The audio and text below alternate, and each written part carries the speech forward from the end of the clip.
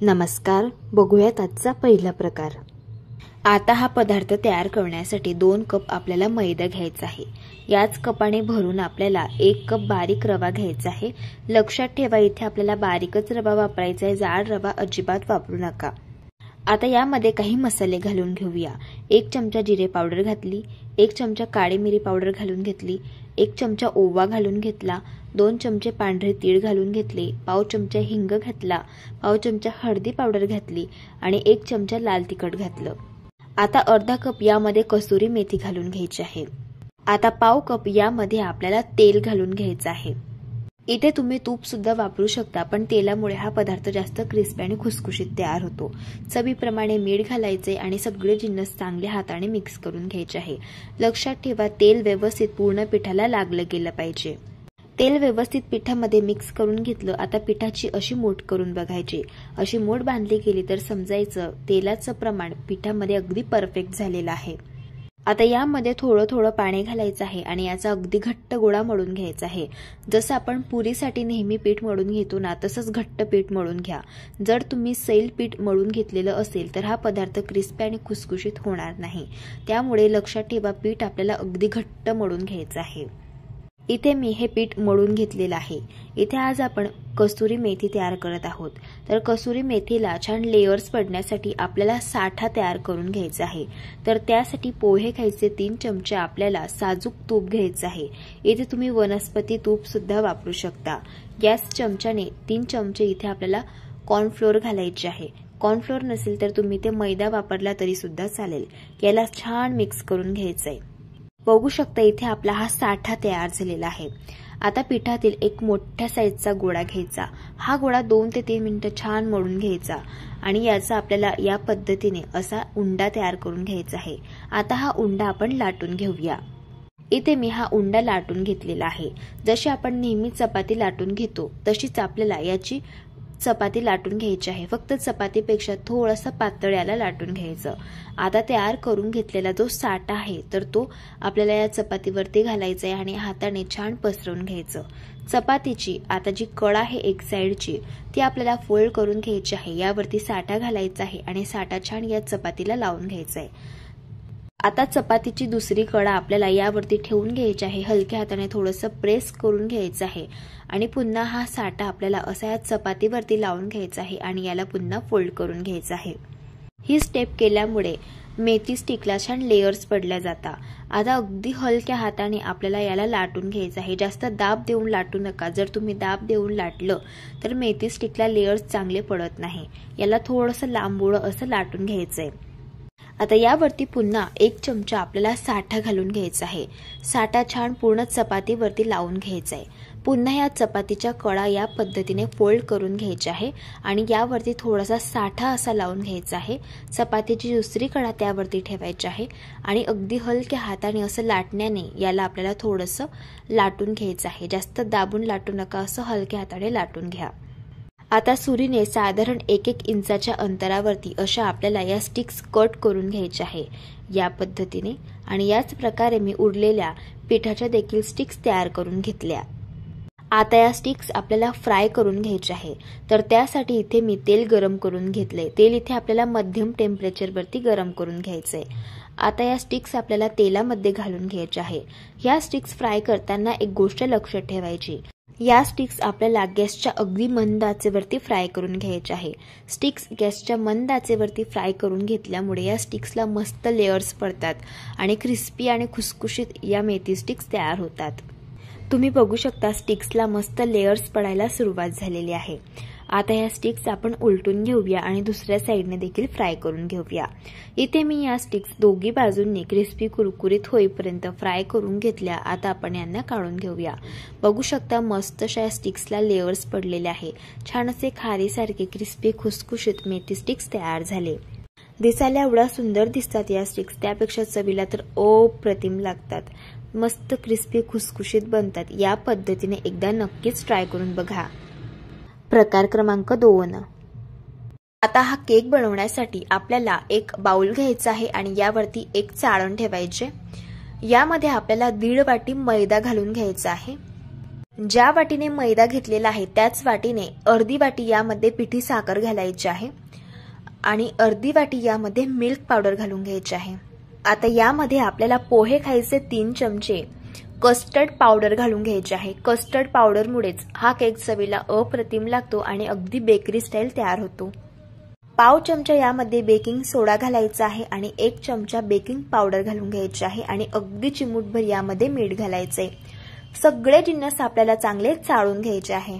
मंडळी, जर तुम्ही चॅनलवरती नवीन असाल आणि तुम्हाला रेसिपीज आवडत असतील तर चॅनलला सबस्क्राइब करून घ्या आणि शेजारील बेल आयकॉन सुद्धा दाबा, म्हणजे जो व्हिडिओ सगळ्यात आधी चॅनलवरती अपलोड होईल त्याचं नोटिफिकेशन तुम्हाला सगळ्यात आधी मिळेल। इथे मी हे सगळे जिन्नस चाळून घेतलेले आहे आणि याला मिक्स करून घेतले। इथे आपलं होममेड केकचं प्रीमिक्स तयार झालेलं आहे। हे प्रीमिक्स 6 ते 7 महिने तुम्ही हवाबंद डब्यामध्ये स्टोअर करून ठेवू शकता आणि मनात येईल तेव्हा कधीही केक बनवू शकता। इथे आज आपण कपकेक्स बनवत आहोत। केकचं बॅटर तयार करण्याआधी सगळ्यात आधी आपल्याला कढई प्रीहीट करण्यासाठी ठेवायची आहे। त्यासाठी कढईमध्ये तळाला मीठ घातलं आणि एक रिंग यामध्ये ठेवलेली आहे। यावरती एक प्लेट आपल्याला ठेवायची, झाकण ठेवून आता आपल्याला कढई 10 मिनिटं प्रीहीट होण्यासाठी ठेवून द्यायची। कढई प्रीहीट होत आहे तोपर्यंत आपण केकचं बॅटर कसं बनवायचं ते बघूया। इथे आपल्याला हे तयार करून घेतलेलं प्रीमिक्स घ्यायचं आहे। इथे मी संपूर्ण प्रीमिक्स वापरत आहे। यामध्ये पोहे खायचे 4 छोटे चमचे आपल्याला तेल घालायचे। तेलऐवजी बटर किंवा तूप देखील तुम्ही वापरू शकता। सगळे जिन्नस आपल्याला चांगले हे मिक्स करून घ्यायचे। आता यामध्ये आपल्याला दूध घालून घ्यायचं आहे। इथे मी 1 वाटी दूध घेतलेलं आहे। दूध इथे रूम टेम्परेचरवरचं आपल्याला वापरायचे। थोडं थोडं यामध्ये दूध घालायचे आणि बॅटर आपल्याला तयार करून घ्यायचे। एका वेळेस जास्त दूध घालू नका, नाहीतर मग बॅटरमध्ये गाठी होऊ शकता। बॅटर इथे मी छान तयार करून घेतलेलं आहे। बॅटर तयार करण्यासाठी बरोबर 1 वाटी इथे मी दूध वापरले। बॅटरची थिकनेस बघून घ्या, या पद्धतीची आपल्याला ठेवायची आहे। आता यामध्ये आपल्याला टुटी फ्रुटी घालून घ्यायचे। इथे मी 4 चमचे टुटी फ्रुटी घातलेली आहे। टुटी फ्रुटीमुळे केक दिसायलाही छान दिसतो आणि चव देखील केकची दुपटीने वाढते। याला मिक्स करून घेतले। आता इथे आपण कपकेक्स बनवत आहोत, तर त्यासाठी इथे मी आमटीच्या वाट्या घेतलेल्या आहे। वाट्यांना तेल लावून ग्रीस करून घेतलेलं आहे। या वाट्यांमध्ये आपल्याला हे बॅटर घालून घ्यायचे। असं वाट्यांमध्ये बॅटर घालून घेतल्यानंतर थोडीशी जागा यामध्ये ठेवायची, कारण हा केक फुलतो त्यामुळे। सगळ्या वाट्यांमध्ये मी केकचं बॅटर घालून घेतले। आता या वाट्या आपल्याला थोड्याशा अशा टॅप करून घ्यायचे, म्हणजे यामधील एअर बबल्स निघून जाईल आणि केक अगदी परफेक्ट असा बेक होईल। आधीच इथे आपण कढई प्रीहीट करायला ठेवलेली होती। यावरचं झाकण काढायचंय आणि यामध्ये या वाट्या ठेवून द्यायचे। आता झाकण ठेवून गॅसच्या मंद आचेवरती 30 ते 35 मिनिटं हा कपकेक आपल्याला बेक करून घ्यायचा आहे। इथे बरोबर 35 मिनिटं हा केक मी बेक करून घेतलाय। बघू शकता कपकेक मस्त तयार झालेले आहे, मस्त टम्म फुगून वर आलेले आहे। चेक करून घ्यायचे। बघू शकता टूथपिक क्लीन निघत आहे, याचा अर्थ इथे आपला कपकेक मस्त बेक झालेला आहे। आता हे कपकेक आपल्याला पूर्णपणे थंड करून घ्यायचे आहे आणि नंतरच डिमोल्ड करायचे आहे। आता हा कपकेक आपण डिमोल्ड करून घेऊया। बघू शकता मस्त असा स्पॉन्जी, सॉफ्ट आणि जाळीदार असा हा कपकेक तयार झालेला आहे। दिसायला एवढा सुंदर दिसतो, पण चवीला हा केक अप्रतिम लागतो। लहान मुलं तर फार आवडीने खातील, इतका चविष्ट लागतो। मस्त जाळीदार, स्पॉन्जी, सॉफ्ट असा केक तयार होतो। नक्कीच एकदा तुम्ही हा केक तयार करून बघा। पायरी क्रमांक 3। आता हा पदार्थ तयार करण्यासाठी कढईमध्ये अर्धी वाटी पोहे घालायचे आहे आणि अर्धी वाटी फुटाण्याची डाळ घालून घ्यायची आहे। आता हे सर्व जिन्नस आपल्याला 1 ते 2 सेकंद गॅसच्या मंद आचेवरती रंग चेंज न होऊ देता भाजून घ्यायचे आहे। थोडक्यात याला फक्त आपल्याला गरम करून घ्यायचं आहे। याला मी भाजून घेतलंय। बघू शकता याचा अजिबात थोडाही रंग चेंज झालेला नाहीये। आता हे सगळे जिन्नस आपण एका प्लेटमध्ये काढून घेऊया। याला पूर्ण थंड करून घ्यायचं आहे आणि एका मिक्सरच्या भांड्यामध्ये घालून घ्यायचं आहे। आता याची आपल्याला अगदी बारीक अशी पावडर तयार करून घ्यायची आहे। बघू शकता या पद्धतीने। आता याला आपण चाळून घेऊया। त्यासाठी इथे मी चाळण घेतलेली आहे। यामध्ये ही तयार केलेली पावडर घालून घ्यायची आहे। आता ज्या वाटीने हे सगळे जिन्नस मोजून घेतले होते त्याच वाटीने बरोबर 1 वाटी यामध्ये तांदळाचं पीठ घालून घ्यायचं आहे आणि सगळे जिन्नस आपल्याला चांगले चाळून घ्यायचे आहे। बघू शकता या पद्धतीने। यामध्ये आता काही मसाले घालून घेऊया। अर्धा चमचा ओवा घालायचा आहे। 1 चमचा पांढरे तीळ घालून घेऊया। 1 चमचा जिरं घालूया। आता इथे मी 1 चमचा लाल तिखट घेतलेला आहे 1 चमचा धणे पावडर घेतली, पाव चमचा हिंग घेतला आणि पाव चमचा हळदी पावडर घेतलेली आहे। हे मसाले या पिठामध्ये घालून घ्यायचे आहे। पोहे खाण्याचे 3 चमचे यामध्ये आपल्याला वितळवून घेतलेला बटर घालायचा आहे। चवीप्रमाणे मीठ घालून घ्यायचं आहे आणि सुरुवातीला हे सगळे जिन्नस आपल्याला हाताने चांगले मिक्स करून घ्यायचे आहे। लक्षात ठेवायचं, बटर चांगलं पूर्ण पिठाला लागलं गेलं पाहिजे। बघू शकता या पद्धतीने याला मी चांगलं मिक्स करून घेतलंय। आता याची मूठ करून बघायची। अशी जर मूठ बांधली गेली तर समजायचं बटरचं प्रमाण या पिठामध्ये अगदी परफेक्ट झालेलं आहे। आता थोडं थोडं पाणी यामध्ये घालायचंय। पाणी इथे आपल्याला कोमट वापरायचंय, हाताला चटका सहन होईल इतपत हे पाणी गरम करून घेतलंय।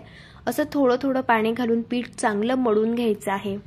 आता हे पीठ मळताना जास्त घट्ट सुद्धा मळू नका आणि जास्त सैल सुद्धा मळू नका। या पद्धतीचं आपल्याला हे पीठ मळून घ्यायचं आहे। जसं आपण भाकरीचं पीठ मळून घेतो त्यापेक्षा थोडंसं घट्ट असं आपल्याला हे पीठ मळायचं आहे। आणि हे पीठ मळण्यासाठी ज्या वाटीने तांदळाचं पीठ घेतलं होतं त्याच वाटीने बरोबर 1 वाटी एवढं पाणी इथे आपण वापरलेलं आहे। आता यावरती झाकण ठेवायचंय आणि 5 ते 6 मिनिटं याला मुरण्यासाठी ठेवायचं आहे। 5 ते 6 मिनिट झालेले आहे। आता पुन्हा हे मिश्रण चांगलं हाताने मळून घ्यायचं आहे। इथे आज आपण या मिश्रणापासून मुरकू तयार करणार आहोत। तर मुरकू तयार करण्यासाठी या पिठातील अर्धा गोळा घ्यायचा आहे आणि याला देखील आपल्याला हाताने चांगलं मळून घ्यायचं आहे। थोडंसं असं मॅश करून मळून घ्यायचं। पीठ जर खूप घट्ट वाटत असेल तर 1 ते 2 टेबलस्पून यामध्ये तुम्ही पाणी घालून घेऊ शकता आणि छान असं हाताने मॅश करून करून हे पीठ आपल्याला मळून घ्यायचं आहे। असं हे पीठ मळून घेतल्यामुळे पिठाला चिकटपणा येतो आणि त्यामुळे मुरकू अगदी परफेक्ट तयार होता आणि मुरकूला काटे सुद्धा खूप सुंदर येतात। आता पीठ चांगलं मळून घेतलेलं आहे। पिठाचा अशा पद्धतीचा लांबोळा रोल आपल्याला तयार करून घ्यायचा आहे। बघू शकता या पद्धतीने। आता मुरकू तयार करण्यासाठी इथे मी साचा घेतलेला आहे। साच्यामध्ये आपल्याला स्टार शेपची थाळी लावून घ्यायची आहे। जी प्लेट आपण चकली बनवण्यासाठी वापरतो तीच प्लेट इथे आपल्याला वापरायची आहे। आता साचा आपल्याला बंद करून घ्यायचा आहे। आता मुरकू लगेच फ्राय करून घेऊया। त्यासाठी तेल आपल्याला मध्यम टेम्परेचरवरती गरम करून घ्यायचं आहे आणि असे आपल्याला हे मुरकू तेलामध्ये घालून घ्यायचे आहे। जसे आपण शेव बनवतो त्याच पद्धतीने हे मुरकू आपल्याला तेलामध्ये घालायचे आहे। जेवढे मुरकू एका वेळेस कढईमध्ये बसतील तेवढे घालून घ्यायचे। आता हे मुरकू गॅसच्या मीडियम फ्लेमवरती क्रिस्पी आणि कुरकुरीत होईपर्यंत दोन्ही साइडने आपल्याला फ्राय करून घ्यायचे आहे। मुरकू असे तेलामध्ये घातल्यानंतर लगेच पलटवायचे नाही। थोडेसे बबल्स कमी झाले की या पद्धतीने यांना पलटून घ्यायचं आणि दोन्ही साइडने क्रिस्पी कुरकुरीत होईपर्यंत फ्राय करून घ्यायचं। इथे मी हे मुरकू फ्राय करून घेतलेले आहे। आता आपण यांना काढून घेऊया। बघू शकता मस्तसे क्रिस्पी कुरकुरीत असे हे मुरकू तयार झालेले आहे। मुरकूला काटे सुद्धा खूप सुरेख आलेले आहे। असे हे मुरकू चवीला अगदी भन्नाट लागतात। लहान काय मोठे सुद्धा फार आवडीने खातील इतके चविष्ट तयार होतात। या पद्धतीने तुम्ही एकदा ट्राय करून बघा। प्रकार क्रमांक 4। आता हा पदार्थ तयार करण्यासाठी एका पसरट ताटामध्ये 2 वाटी आपल्याला मैदा घालून घ्यायचा आहे। आता यामध्ये पोहे खाण्याचे 3 चमचे साजूक तूप घालून घ्यायचे आहे। तूप इथे आपल्याला थंडच वापरायचं आहे। पाव चमचा ओवा घालायचा आहे आणि 1 चमचा पांढरे तीळ घालून घ्यायचे। चवीप्रमाणे मीठ घालायचं आहे। आता हे सगळे जिन्नस आपल्याला चांगले मिक्स करून घ्यायचे आहे। लक्षात ठेवायचं तुपाचं मोहन पिठाला पूर्ण लागलं गेलं पाहिजे। आता पिठाची अशा पद्धतीची मूठ करून बघायची। अशी मूठ जर बांधली गेली तर समजायचं पिठामध्ये तुपाचं मोहन अगदी परफेक्ट झालेलं आहे।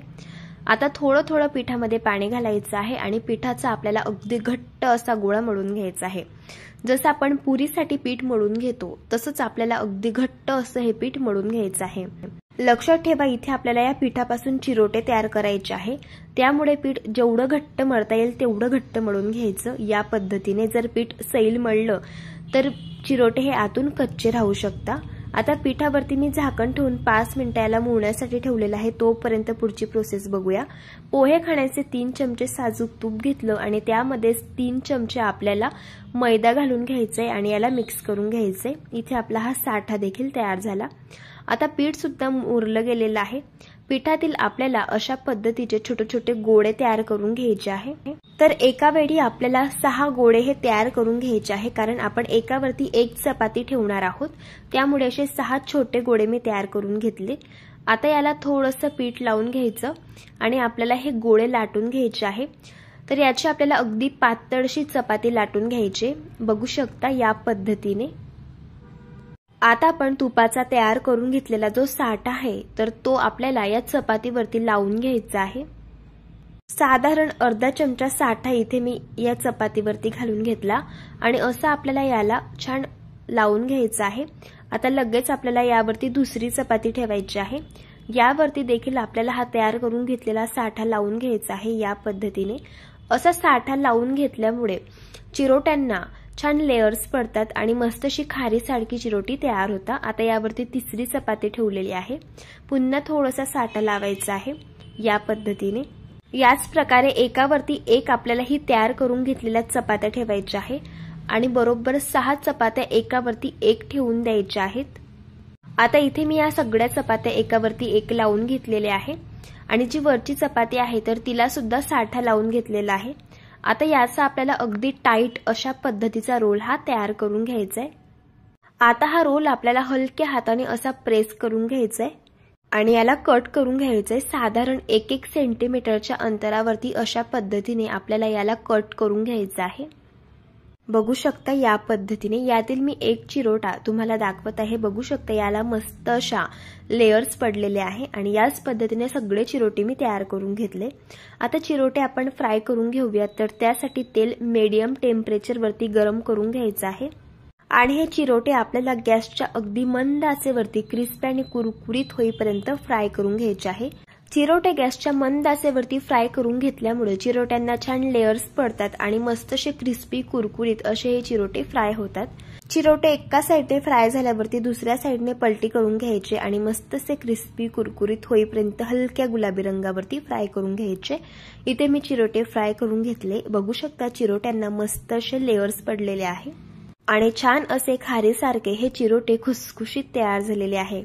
असे हे चिरोटे चवीलाही अगदी भन्नाट लागतात आणि मस्त असे क्रिस्पी कुरकुरीत असे तयार होता।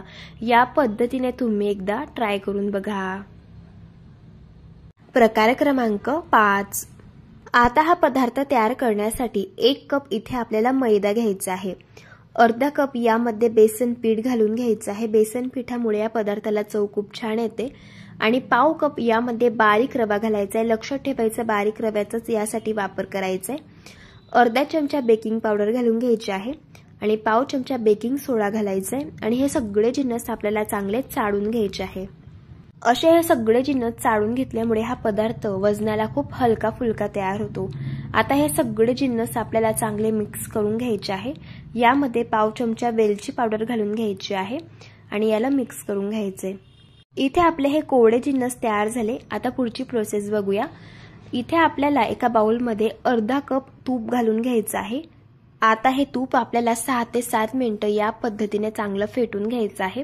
असं हे तूप फेटून घेतल्यामुळे या तुपाचा रंग पांढरा होतो या पद्धतीने आणि हे तूप देखील अगदी हलकं फुलकं तयार होतं। आता यामध्ये आपल्याला 1 कप पिठी साखर घालून घ्यायची आहे। अशी ही पिठी साखर थोडी थोडी यामध्ये घालायची आहे आणि असं मिक्स करत जायचं आहे। लक्षात ठेवायचं इथे आपल्याला ही सगळीच पिठी साखर वापरायची आहे। आता पिठी साखर यामध्ये घालून घेतली। आता हे मिश्रण आपल्याला पुन्हा 4 ते 5 मिनिटं चांगलं फेटून घ्यायचं आहे। असं हे मिश्रण फेटून घेतल्यामुळे यापासून पदार्थ देखील अगदी हलका फुलका तयार होतो आणि खुसखुशीत बनतो आणि या मिश्रणाचं टेक्स्चर जशी व्हिप क्रीम असते त्या पद्धतीचं तयार होतं। आता हे मिश्रण चांगलं फेटून झालेलं आहे की नाही ते कसं चेक करायचं। थोडंसं मिश्रण आपल्याला असं पाण्यामध्ये घालायचं आहे। मिश्रण असं पाण्यावरती तरंगायला लागलं तर समजायचं मिश्रण इथे आपण चांगलं फेटून घेतलेलं आहे आणि जर हे मिश्रण तळाला जाऊन बसलं तर आणखी 3 ते 4 मिनिटं हे मिश्रण चांगलं फेटून घ्यायचं आहे। आता या फेटून घेतलेल्या मिश्रणामध्ये आपल्याला हे चाळून घेतलेलं जे पीठ होतं तर ते घालून घ्यायचं आहे। असं थोडं थोडं हे पीठ यामध्ये घालायचं आहे आणि असं चमच्याने मिक्स करत जायचं आहे। बघू शकता या पद्धतीने। आता उरलेलं जे पीठ आहे तर ते देखील असं थोडं थोडं घालायचं आणि यामध्ये असं मिक्स करत जायचं आहे। लक्षात ठेवा या मिश्रणामध्ये आपल्याला थोडाही पाण्याचा किंवा दुधाचा वापर अजिबात करायचा नाहीये। त्यामुळे आपल्याला या तुपाच्या मिश्रणामध्येच आपल्याला हे सगळं मिश्रण मिक्स करून घ्यायचंय। सगळं पीठ घालून घेतल्यानंतर हाताने चांगलं आपल्याला हे व्यवस्थित मिक्स करून घ्यायचंय आणि या पिठाचा असा गोळा तयार करून घ्यायचा आहे। इथे आज आपण नानकटाई तयार करत आहोत। इथे आपण जेवढं तुपाचं मिश्रण तयार करून घेतलं तेवढ्या मिश्रणामध्ये बरोबर हा गोळा तयार होतो। जर तुम्हाला मिश्रण फार घट्ट वाटत असेल तर तुम्ही थोडंसं तूप पुन्हा फेटून घेऊ शकता आणि ते तूप यामध्ये घालून मिक्स करून घेऊ शकता। मिश्रणावरती झाकण ठेवायचे आणि 6 ते 7 मिनिटे याला मुरण्यासाठी ठेवायचे। मिश्रण चांगलं मुरल्यावरती पेढ्याच्या साईज एवढा गोळा घ्यायचा हातामध्ये, याला सुरुवातीला गोल करून घ्यायचे या पद्धतीने आणि यावरती आपल्याला अशा पद्धतीने बदामाचे काप लावून घ्यायचे आहे। इथे तुम्ही पिस्त्याचे किंवा काजूचे काप सुद्धा लावू शकता आणि हलक्या हाताने आपल्याला याला असं प्रेस करून घ्यायचे आणि तूप लावून घेतलेल्या प्लेटवरती असे हे नानकटाई आपल्याला ठेवून द्यायचे आहे। आता ही नानकटाई आपल्याला बेक करून घ्यायची आहे, तर त्यासाठी कढईमध्ये तळाला मीठ घातलेलं आहे आणि एक रिंग ठेवलेली आहे। कढई चांगली आधीच मी प्रीहीट करून घेतलेली आहे। यामध्ये आपल्याला हे नानकटाईची प्लेट ठेवून द्यायची आहे। झाकण ठेवून गॅसच्या अगदी मंद आचेवरती आपल्याला ही नानकटाई 12 मिनिटं बेक करून घ्यायची आहे। इथे मी ही नानकटाई बरोबर 12 मिनिट बेक करून घेतलेली आहे। नानकटाई अशी बेक झाल्यावरती नानकटाईचा रंग देखील हलकासा गुलाबी येतो आणि या नानकटावरती हलकेसे बारीक क्रॅक्स जातात। यावरून समजायचं नानकटाई इथे आपली चांगली बेक झालेली आहे। बघा मस्त अशी खुसखुशीत नानकटाई तयार झालेली आहे। आता गॅस बंद करून घ्यायचा आहे आणि ही प्लेट आपल्याला यातून काढून घ्यायची आणि पूर्णपणे ही नानकटाई थंड झाल्यावरतीच आपल्याला हिला डिमोल्ड करून घ्यायचं आहे। अशी ही नानकटाई दुकानातून विकत आणण्यापेक्षा घरच्या घरी तयार करून बघा, मस्त खुसखुशीत आणि हलकी फुलकी तयार होते आणि चवीलाही अगदी भन्नाट लागते। लहान काय मोठी सुद्धा फार आवडीने खातील इतकी चविष्ट बनते। या पद्धतीने एकदा ट्राय करून बघा। जर तुम्हाला आजच्या सगळ्या रेसिपीज आवडल्या असतील तर रेसिपीला एक लाईक करा, चॅनलला सबस्क्राइब करा आणि शेजारील बेल आयकॉन सुद्धा दाबा, म्हणजे जो व्हिडिओ सगळ्यात आधी चॅनलवरती अपलोड होतो त्याचं नोटिफिकेशन तुम्हाला सगळ्यात आधी मिळते। भेटू एका नवीन रेसिपी सोबत, तोपर्यंत धन्यवाद।